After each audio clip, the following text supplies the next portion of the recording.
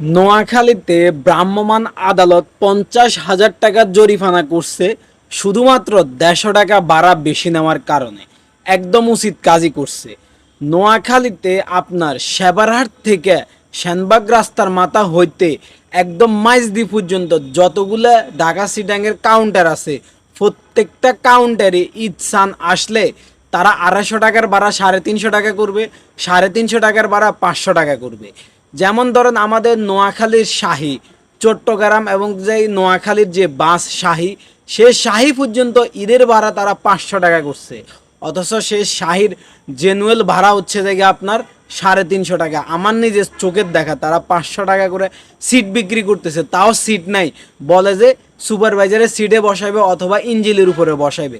মানে চিন্তা করা যায় 500 টাকা দিয়েও তাদের সিট পাওয়া যাচ্ছে না, 500 টাকা করে নিচ্ছে 350 টাকার ভাড়া। তো এরকম আপনারা যদি হয়রানির শিকার হন, 150 টাকার ভাড়া 200 টাকার ভাড়া যদি 400 টাকা নেয়, 500 টাকা নেয়, তাহলে আপনারা সাথে সাথে ভোক্তা অধিকার সংরক্ষণ অধিদপ্তরের হটলাইন নাম্বারে আপনারা অভিযোগ জানাবেন অথবা তাদের নাম্বারে অভিযোগ জানাবেন, যেন এদেরকে দ্রুত আইনের আওতায় আনা হয়। তাদেরকে কঠিন, আমি মনে করি দেখে শাস্তির সম্মুখীন করা উচিত। এরা আমাদেরকে হয়রানি করে, এদের কারণে আমরা হয়রানির শিকার হই।